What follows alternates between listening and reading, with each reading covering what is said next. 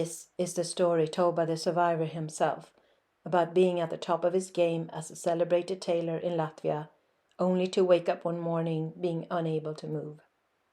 He lost everything and had to use all of his strength only to survive. This is a true story about courage, willpower, and passion for life. Janis Liepa shares his life story with the assistance of his daughter Agnese Liepa for you to take part in. Let this man be your inspiration when you are down and feeling lost. Let his light and passion for life inspire you.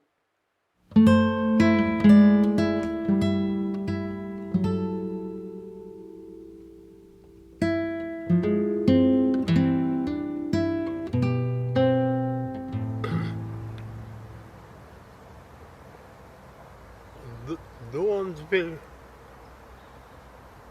absolūti vienkārši. Dzīvot un vēlreiz dzīvot.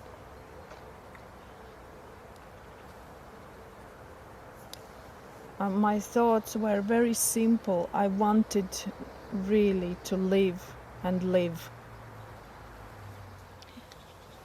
Vispirms es gribēju pateikt, ka tā bija pēc operācijas, cīņa pēc operācijas.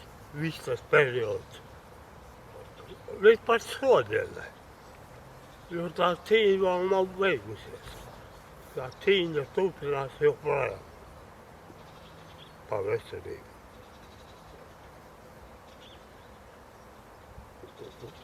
Kā tur bija tiešais jautājums?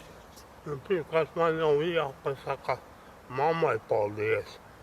Viņa man nodrošināja literatūru, apkopa mani sākumā, deva to pirmo grūdienu turpmākajai manai cīņai par veselību.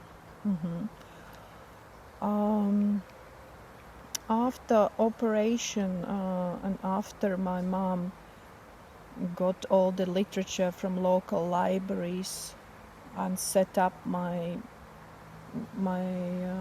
area where I was sleeping and resting, my first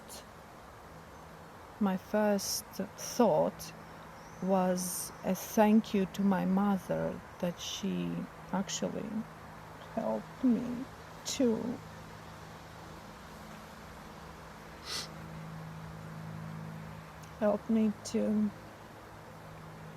wake up, to Get better. get better and don't give up. And this fight is actually carrying on till today for the better health and for human rights for my condition. Nu, to, ka es līdz operācijai nejūtos vesels jau no jaunības, no bērnības. Jo faktiski man jau slimība pavadīja no bērnības, cik es atceros. Gan skolā, gan bērndārzā vispirms, gan skolā, šodien.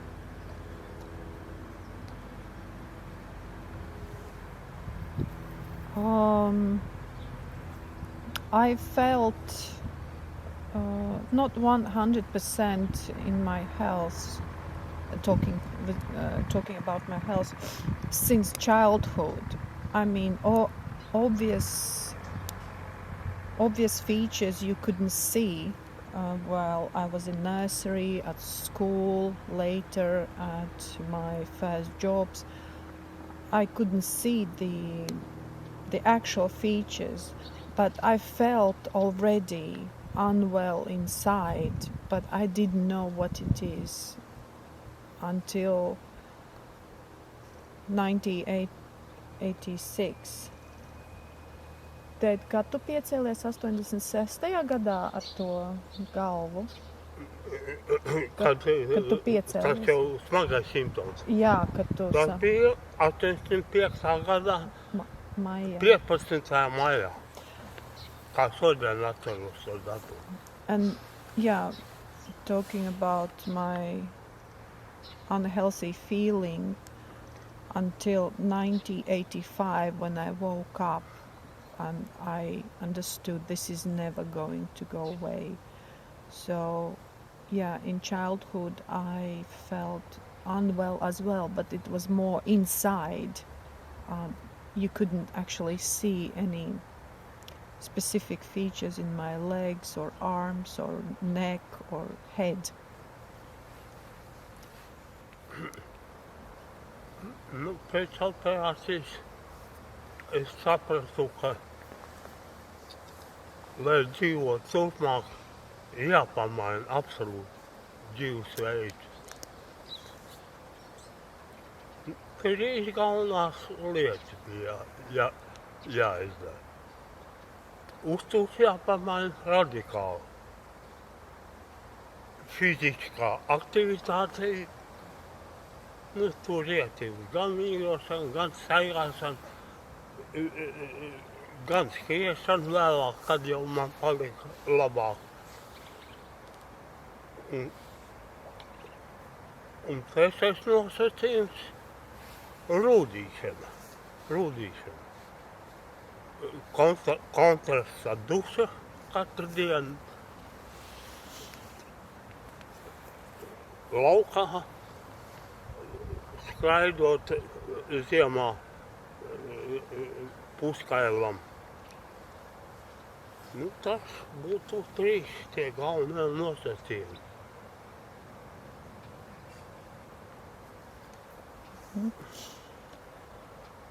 After operation, I realized that in order to live life, I need to change completely my lifestyle, what I used to live. And the three main points I was focusing was on a diet, completely change the diet. The second thing is physical activities, walking in nature. Later, when I got better, it was running. And the third thing was hot and cold showers. Why hot and cold showers? This is what I have read from books, and one of the doctors,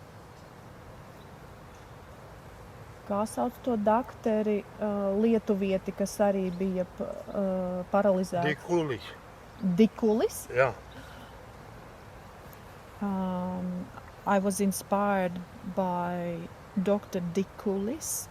He was paralyzed himself, and he wrote a book how he managed to overcome this health situation. And he focused on these three things, including hot and cold showers, that intensifies your blood circulation and also helps your digestion and brings more Energy? Energy and angliski skābeklis smadzenēm. Augstīt kaut kā. Tā, Ne? skābeklis. Nu, veselā dzīve absolūti salīdzinot tā jauno, nu, nevajag vispār. Ēdu droši vien, kā visi cilvēki, kā lielākā daļa cilvēks. Kā pagadās un kas ir par rokai, to ēdu. Bet pēc slimības bija konkrēti būtnīcā sarakstīts viss precīzi, kas šodien jāēd, kas ir būs jāēd rīt. Visu to pārtiku palīdzēja pirkt mamma. Un Es atceros, tu teici, kad ēdi pieniņu lapas, ceļmalu lapas, diedzētos kviešu graudus, tādas lietas. Nātres, arī es atceros. Nātres, jā. Pieniņš, ceļmalu lapas. Ceļmalu lapas, jā. Tas arī šodien es otru. Tas ir līdz mūsu beigām. In my olden life, before my condition, before my operation, I didn't follow any healthy pattern in my diet. I was just eating whatever it was there available. So like everyone else, like ordinary human being.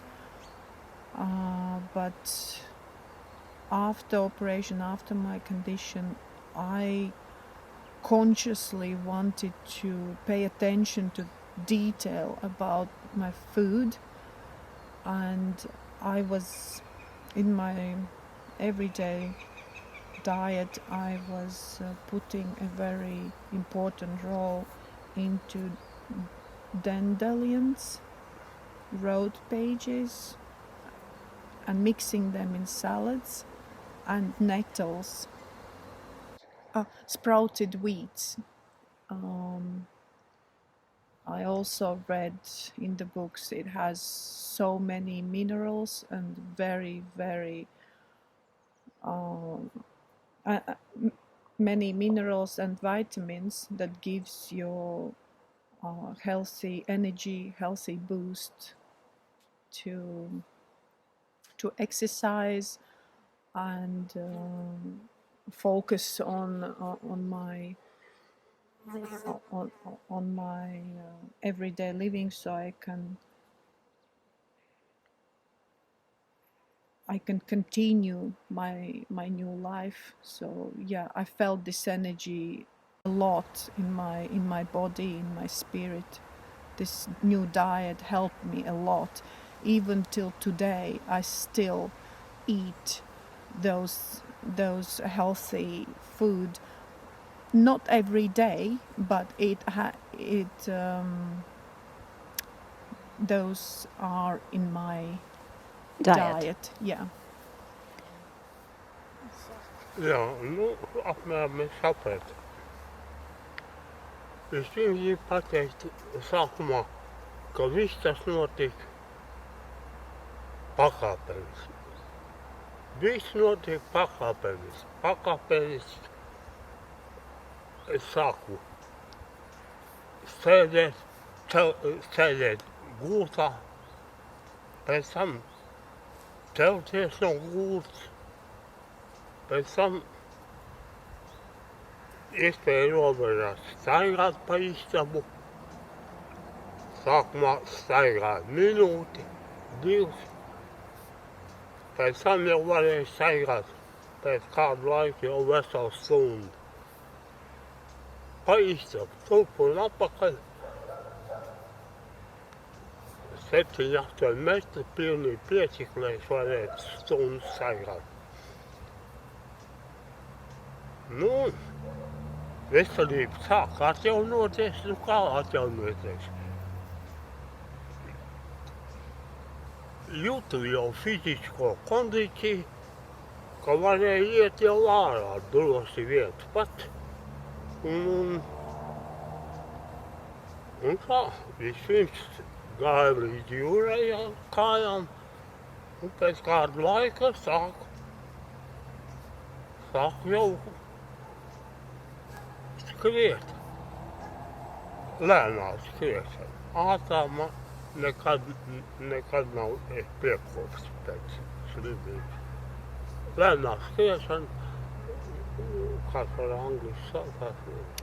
Jogging. Jā. Un cik apmēram tas laiks? Tas bija apmēram, nu, man jau grūti atcerēties, bet, nu, kaut kur no gada līdz pusotram gadam, kaut kur tā apmēram varēja būt tas intervāls.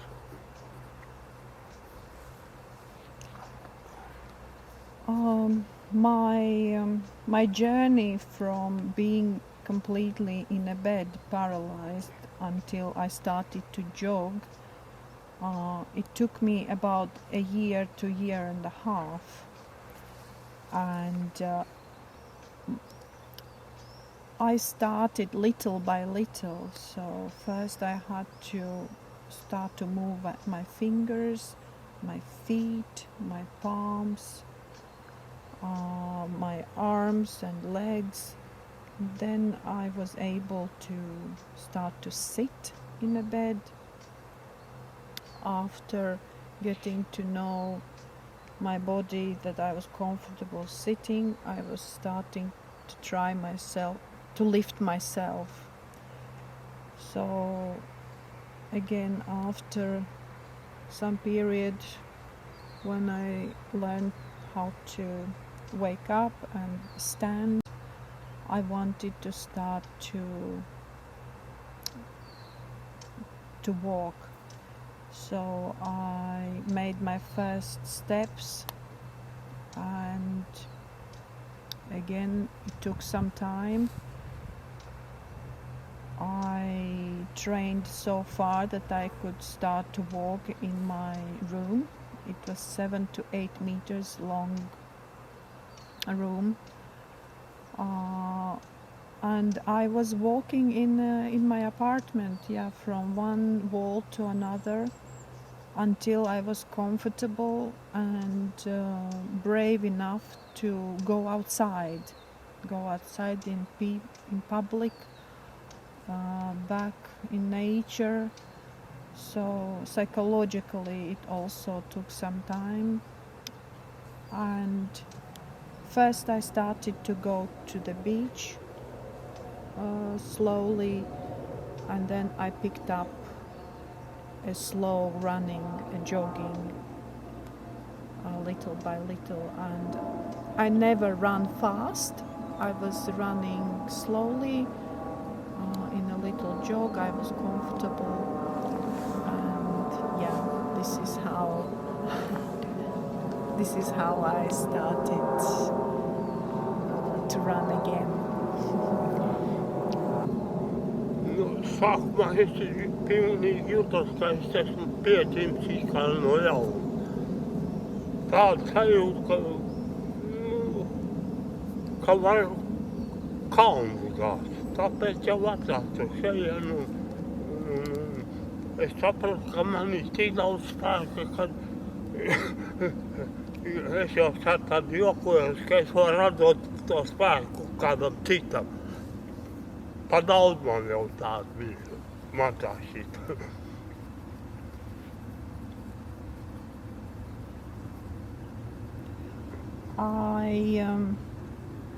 When I first went out in nature and I was among people like an ordinary human being, I felt like I was born again, and I had so much energy, so much happiness in my body, in my spirit, that I actually wanted to share this with other people who might be feeling down in life.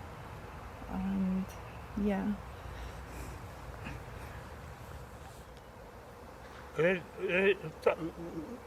Tad 90. gados Latvijā pie mums nebija izstrādāta sociālā aizsardzības programma, jo vienreiz un pēdējo reizi es apmeklēju sociālā darbinieci un lūdzu palīdzību. Faktiski man tika atteikts. Tad, kad man iekrājās dzīvokļu parāds par pakalpojumiem, un man pārvaldes darbiniece vairākas reizes mani brīdināja, ka jums būs jāatstāj šitas dzīvoklis, jāpamet, un ka pašam ir jāmeklē turpmāk savu dzīves vietu.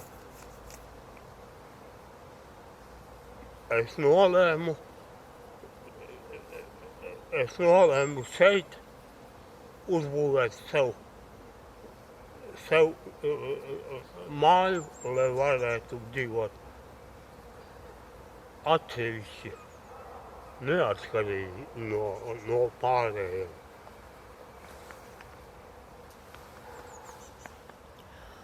In 90s in Latvia, after we got independence from Soviet Union, there were no social programs for people with health conditions who couldn't support themselves, buying food or paying for rent.